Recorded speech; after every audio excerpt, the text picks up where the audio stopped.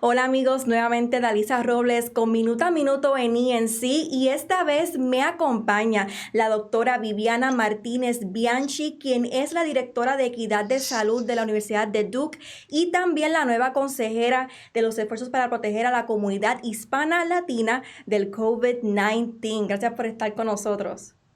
Mucho gusto, encantada de poder estar aquí y de conversar contigo hoy.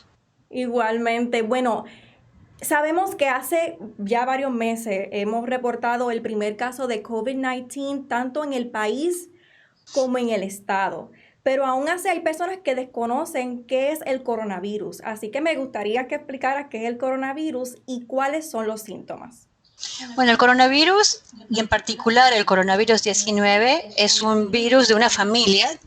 Coronavirus hay varios, pero el 19 en realidad se llama SARS-CoV-2, que produce la enfermedad de coronavirus 19, que tiene ese nombre porque se diagnosticó en el año 2019. La enfermedad está producida por un virus que se llama coronavirus porque tiene en su forma como si fuera una coronita. Ok. Esa enfermedad de COVID-19, la enfermedad del coronavirus 19, es muy contagiosa, produce, empieza en la mayoría de la gente, pero no en todos, se transmite fácilmente, se transmite muy fácilmente de persona a persona y cuando produce síntomas, porque tenemos mucha gente que va sin síntomas acarreando el virus, pero si produce el síntoma, puede tener desde fiebre, tos, dificultad respiratoria, diarrea, náusea, mucho dolor muscular. Mucha gente en este momento me dice, siento como que tuviera la gripe, ¿no? Entonces, comienza con muchos síntomas parecidos de la gripe. El problema es que si avanza y se pone más grave, provoca un daño respiratorio mucho mayor y un daño de hipercoagulación, en donde las personas empiezan no solo a tener daño en los pulmones, pero también empiezan a tener problemas de la coagulación, entonces empiezan a tener también strokes, embolias y problemas cardíacos, que se puede hacer muy severo. Y el problema mayor que tenemos con este virus del coronavirus es que no tenemos suficiente, no hay gente que ya tenga la inmunidad. Es decir, cuando tenemos una enfermedad o cuando nos exponemos a una enfermedad, solemos eh, formar anticuerpos que nos van a ayudar a pelearnos contra esa enfermedad. Como esto es un virus, este SARS-CoV-2 es un virus nuevo, no hay gente en la comunidad que ya haya desarrollado anticuerpos y que pueda entonces defenderse de la enfermedad. Como no hay una vacuna tampoco, no podemos lograr que por medio de una vacuna en este momento se pueda hacer esa forma de anticuerpos y entonces se está transmitiendo de manera muy, muy severa de persona a persona. Por eso el hecho de utilizar la mascarilla, la importancia de usar una máscara que cubra la nariz y la boca para evitar el contagio tan severo que estamos viendo. Claro. Ahora bien, si alguien tiene los síntomas del coronavirus, además de pues, ponerse la mascarilla, ¿qué otras cosas pueden hacer para proteger a los demás? Bueno, la mascarilla es sobre todo lo más importante, pero además dentro de la casa tratar de aislarse. Si estaba compartiendo el cuarto con su esposa, aislarlo a esa persona, quizás dar un cuarto separado en la casa en lo posible. Y otra cosa que se está viendo es que si va al baño, sería bueno que una vez de utilizar el inodoro, sobre todo las personas que tienen síntomas de diarrea, ¿verdad? Que tiene, porque hay quienes al cuales el virus le da diarrea y afecto estomacal, entonces tapar el inodoro y luego hacer el flush, ¿verdad? Para evitar que se vaporice y que la próxima persona que llega potencialmente se encuentre con esa cantidad de bacterias flotando en el aire. Eso por un lado. Y otras cosas en la casa, también, si la persona está en su habitación, que coma, va a tener que comer solo, estar solito, pero que los demás estén guardando esa distancia, ¿verdad? Si tenemos una casa en un monoambiente, por ejemplo, tratar de estar separado, utilizar, mantener las, las cubrebocas para todos los miembros de la familia y mantener los 6 pies de distancia. Una forma de pensar cuántos son 6 pies, mi brazo y el tuyo, uno al otro. Ok. Entre eso estamos hablando. Si te estoy alcanzando la mano, ya estoy muy cerca. Un poquitito más, ya estamos hablando de 6 pies de distancia, del brazo largo de una persona adulta, ¿no? Claro. Bueno, y también hay muchas personas que son víctimas de la desinformación.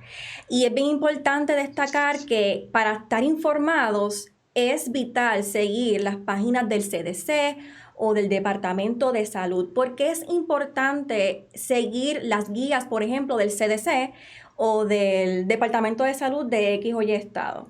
Mira, yo creo que lo más importante es que uno tiene que buscar información correcta. Si uno encuentra la información a través de un amigo que le está mandando un video que no está hecho por una persona idónea, tenemos, además de la pandemia del COVID, una pandemia de desinformación. ¿Okay? Es una pandemia en donde gente que tiene, yo no sé qué tipo de intereses tienen, si es porque creen que esto es una mentira, o porque no han visto, no han conocido a las personas que están muriendo, o porque no se han visto afectadas por esto, están creyendo que esto es algo maquiavélico hecho, realizado por el gobierno, cuando en realidad esto es una enfermedad muy seria que se está transmitiendo de forma rápida de persona a persona. Correcto. Por suerte, no todos los que reciben la transmisión se enferman. Pero si estuviéramos con que, imagínate, si estuviéramos con que todos los que se enferman terminaban hospitalizados, estaríamos con una crisis mucho más terrible de la que tenemos. Ya es una crisis, porque uno de los problemas que tenemos es que quien se enferme, no sabemos quién es el que se va a enfermar de manera severa. Es decir, hay gente que sí, en general, se van a enfermar más severamente. Las personas ancianas, las personas que tienen enfermedades crónicas como la diabetes, la hipertensión, problemas Claro, otras cardíacos. condiciones médicas. Cuando tienen ya otras condiciones médicas o condiciones clínicas, si a esa persona encima le viene el coronavirus, la La afecta más todavía.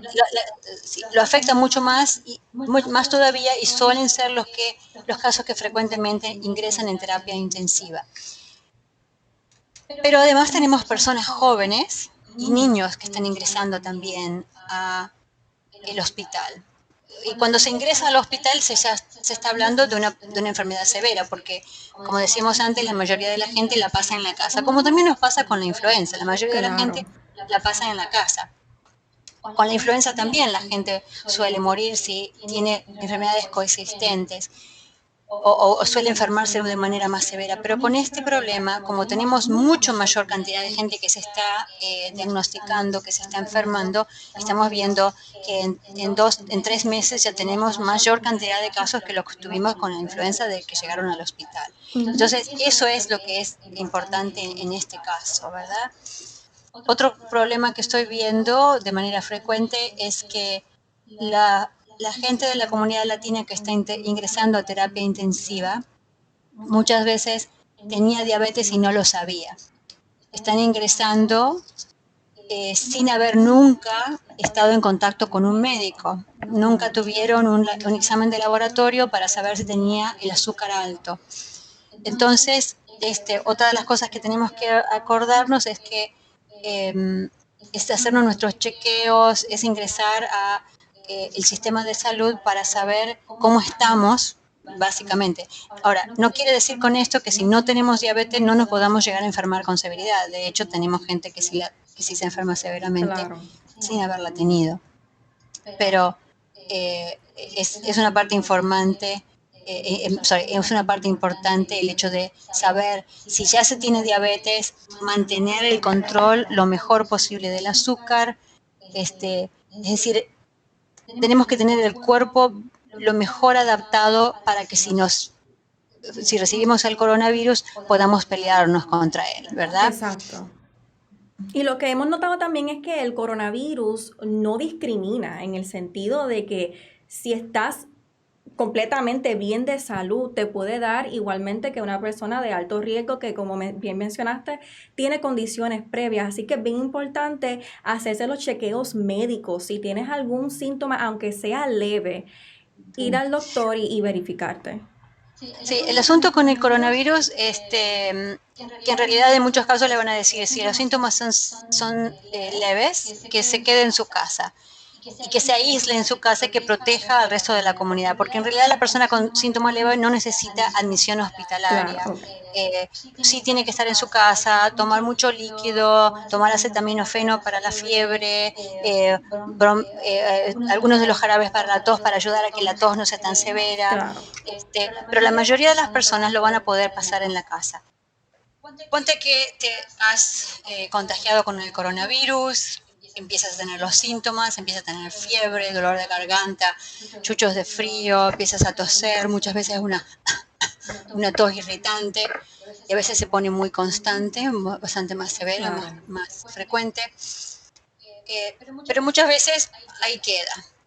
Cuando Lo que creo que es tremendamente importante es que la gente sepa que cuando se pasa de esa tos y empieza a sentirse una falta de aire, una sensación de presión en el pecho, o de repente se dan cuenta de que están yendo al baño y apenas lo pueden hacer, que se están cayendo o que están tan faltos de aire que no pueden llegar, o la familia o usted mismo nota que se le ponen los labios azules o tremendamente pálido, ahí ya no se puede esperar en casa. Y eso nos está hablando de que el cuerpo está sufriendo y que se necesita oxígeno.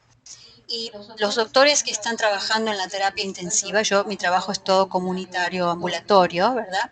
Los doctores que están dentro del hospital trabajando en terapia intensiva nos están pidiendo que hagamos una campaña de información a la comunidad, porque están viendo que la gente latina está llegando al hospital demasiado tarde. ¿Con esto qué quiero decir? Si uno está con falta de oxígeno por demasiado tiempo, el corazón suele tener infartos, el cerebro puede tener strokes, puede tener la falta de oxígeno le daña el cerebro, la falta de oxígeno daña los riñones. Esa falta de oxígeno desencadena, cuando esa falta de oxígeno es de mucho tiempo, empieza a desencadenar una falla de todos los órganos del cuerpo y es mucho más difícil una vez que ha ingresado al hospital que se le pueda salvar la vida. Y esos son los casos que sí entran como a lo que la gente tiene miedo. Yo hablo con pacientes y me dicen, no me animo a ir porque me van a entubar enseguida. No, si va ahora, cuando todavía usted está pudiendo hablar conmigo, está con tos y se siente débil, pero está pudiendo hablar conmigo, no lo van a tener que entubar enseguida. Claro. Le van a poner oxígeno y puede ser que usted pase los días que necesite con oxígeno sin necesidad de que se lo entube. Eso es lo que es importante de saber para no esperar tanto tiempo. Hemos tenido gente que murió directamente en su trabajo, que cuando llegaron los paramédicos ya se habían desplomado. Hemos tenido gente que llegó demasiado enferma al hospital. Entonces estamos tratando de evitar que eso sea así. Ahora, si escuchaste la llamada de hoy, hubo quienes preguntaron qué está pasando, que en ciertos hospitales aparentemente se les está negando el ingreso a personas que no tienen seguro. Eso es algo que como latinos tenemos que hacer self-advocacy, autoabogacía, en el decir, primero irnos con las palabras ciertas, de decir, no, realmente estoy muy enfermo, me falta el aire, me estoy desmayando, me estoy desplomando. Y a veces, si no hay intérpretes, no sabemos ¿Qué es lo que está pasando? no sabemos cómo explicar lo que nos está pasando y como somos muy respetuosos, a veces nos parece que si la enfermera o el doctor nos dice que no estamos tan mal, entonces entonces será cierto que no estamos tan mal. Sí, correcto. Pero si veníamos tan mal en casa, tenemos que expresar eso. Si estamos teniendo la dificultad, porque a veces puede ser que cuando no nos movemos, nos ponen el oxígeno y se muestra que está en 93, que es lo que, o 92. Pero en el momento, entonces decir, cuando me muevo, en el momento en que se mueve, ¡boom!, cae a 85, 80, Correcto. porque no se logra esa capacidad. Hay que informarnos bien para poder informarse bien de lo que estamos sintiendo de forma corta y puntual. Llevo 10 días con COVID. En los últimos 3 días tengo dolor del pecho, falta severa de aire, me cuesta hablar y me estoy desmayando. No es necesario contar todas las... A veces queremos explicar todo, Claro. no. Ser conciso y explicar, esto es lo que me está pasando para que se nos escuche. Exacto, y así también puedan suministrar y también diagnosticar de manera correcta y poder salvar vidas, porque a la hora de la verdad el coronavirus es bien peligroso y entre a más tiempo vayas a un hospital cuando te sientas que te falta el aire, que te duele el pecho, que tengas una tos, que no puedas, ¿verdad? Hablar y tal, es mejor que vayas al hospital a tiempo antes de que se empeore y entonces pues pueda ser algo más lamentable. Mencionaste que están haciendo un esfuerzo para informar a la comunidad hispana del COVID-19 y esto viene a la par con algo que publicaron hoy, que es que publicaron una página web en español donde contiene información del COVID-19 y también verificar los síntomas del COVID-19. ¿Me puedes hablar un poquito de cómo nació esta iniciativa de informar tanto a la comunidad latina como a las comunidades marginadas? Mira, la iniciativa nació de reconocimiento de que estas eran las comunidades que estaban siendo más afectadas. Yo vi a la secretaria de Salud, a la doctora Mandy Cohen, muy resolutiva en el hecho de decir a estas comunidades tenemos que llegar a ellas. ¿Cómo es la mejor forma de que llegamos a ella? Ellos me invitaron a que fuera a hablar en español el 26 de junio por primera vez en el press briefing, en la conferencia de prensa, Sí. y lo mismo hoy. El departamento organizó estos streams, que se llaman estos trabajos de equipos de trabajo de comunidades marginadas, y sobre todo porque es la cuestión de salvar vidas. Otra cosa que creo es que estamos frente a un grupo de gente a nivel gobierno y Secretaría de Salud y de Recursos Humanos que se da cuenta, que reconoce que estas poblaciones contribuyen mucho a la economía de Carolina del Norte y que muchas veces no se ha reconocido ese reconocimiento. De hecho, no se reconoce a través de seguros de salud, no se les reconoce a través de muchos recursos que sí llegan a otras comunidades. Entonces, en parte es darse cuenta de que estas comunidades suelen ser los trabajadores esenciales que manejan y que mantienen nuestra economía. Son los trabajadores del campo y estoy hablando no solo de latinos, pero también de otros grupos, de gente que vino y se refugió como inmigrante en este estado, de gente más pobre en cuanto a lo económico, muchas veces de enormes y ricas culturas, pero que no han tenido, quizás, que no han tenido en realidad el acceso a que se debe tener. Lo mismo con las comunidades indígenas, nativoamericanas, comunidades afroamericanas. Esas son todas comunidades que por diferentes razones estructurales que se llaman, ya sea de racismo, ya sea de falta de entendimiento, falta de aculturación, falta de lenguaje apropiado, de entender cómo conversar con esas comunidades, no habían tenido acceso a la información. Entonces, estamos ahora creando esta vía bidireccional. De hecho, ellos me avisaron que tú querías comunicarnos hoy, esta vía bidireccional de entender a la comunidad, saber qué es lo que la comunidad necesita y ofrecerle recursos a la comunidad. Por ejemplo, el acceso a testeo gratuito es parte de esa comunidad.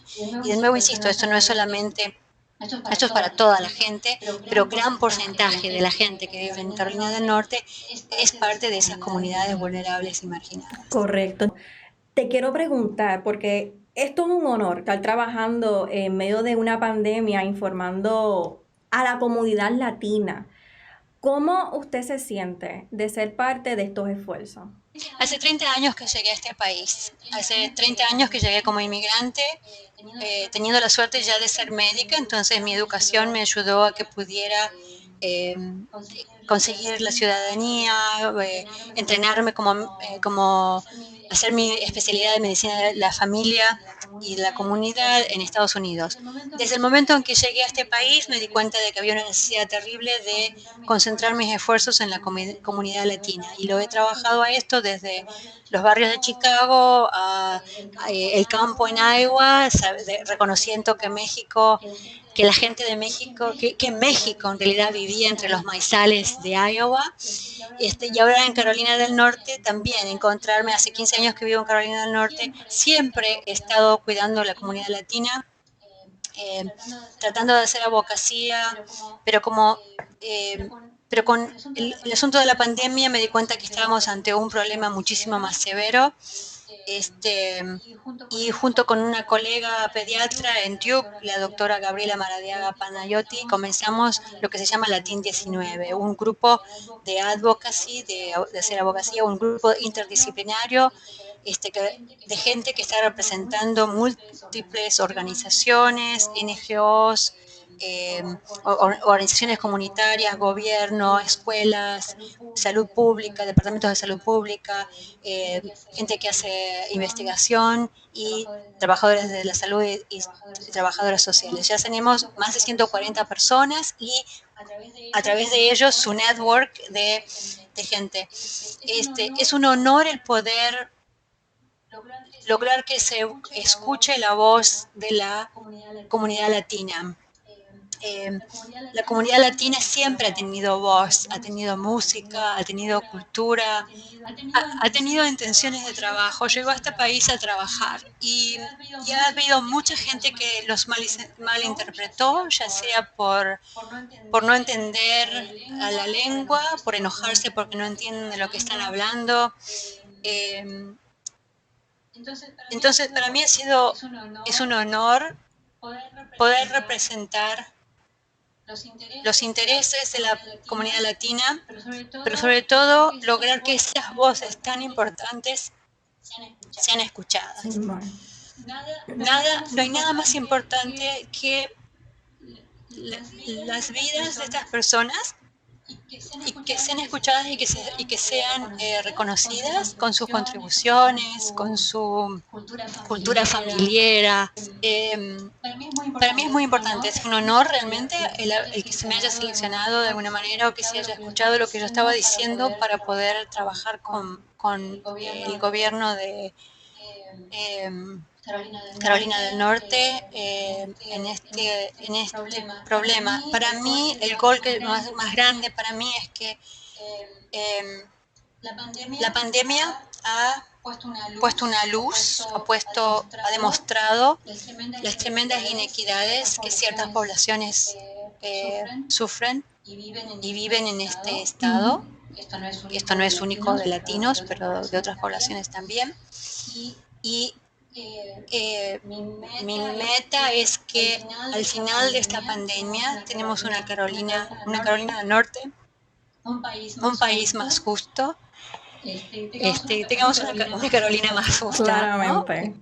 En el hecho de que se reconozcan las contribuciones de estas poblaciones, que no estén tan marginadas como un Estado, que dejen de vivir dentro de la mente de la gente, en el margen de la sociedad, pero en el centro de la sociedad, que se les dé acceso a los hospitales, que se les dé acceso a eh, seguros de salud, pólizas de salud, que todos nos eduquemos para entender cuáles son nuestros derechos y que tengamos, como te decía antes, una Carolina del Norte más justa, un país más justo, un país que reconoce las contribuciones y no los culpa o los señala Claro. en el dedo como si no lo fueran. Claro.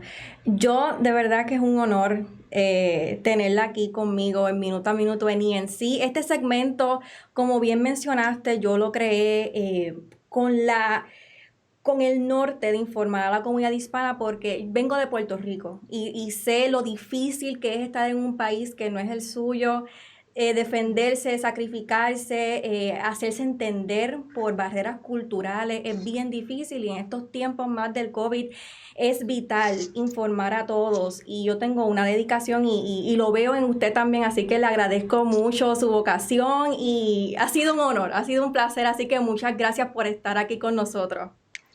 Es un gusto para mí y ya sabes, cuando quieras conectarte, también te puedes conectar vía YouTube también, ¿ok? Muchas Muchas gracias, gracias. muchas gracias. Bueno, les quiero decir que para más información recuerden acceder a wnst.com. En la historia les vamos a tener todos los enlaces que discutí con la doctora Viviana para que se mantenga informado durante esta pandemia, que lo que nos queda es ayudarnos y apoyarnos los unos a los otros. Así que nada, hasta la próxima. Les habló Darisa Robles. Que tengan un buen día.